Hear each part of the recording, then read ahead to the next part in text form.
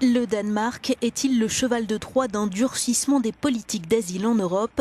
D'autres pourraient suivre. Mais si le pays a pu faire passer ce texte, c'est notamment parce qu'il bénéficie d'une clause dérogatoire en ce qui concerne la politique d'asile européenne.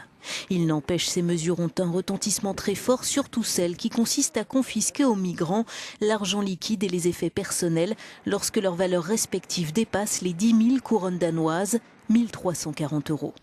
Le projet initial prévoyait même de fixer le seuil à 3 000 couronnes, mais l'opposition de gauche avait fait barrage. Pour le porte-parole du gouvernement, la mesure est légitime. Nous demandons que les demandeurs d'asile, dans les rares cas où ils viennent avec suffisamment de moyens pour subvenir à leurs besoins, suivent les mêmes règles que celles qui s'appliquent aux citoyens danois lorsqu'ils demandent à bénéficier des allocations chômage. Si vous pouvez payer par vous-même, vous devez le faire avant que l'État-providence ne soit mis à contribution.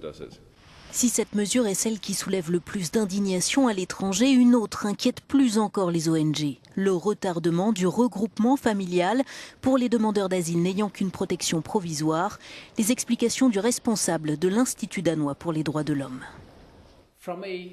D'un point de vue légal, le point le plus problématique est la règle qui limite le regroupement familial, certains réfugiés ne pouvant plus y prétendre avant un délai de 3 ans.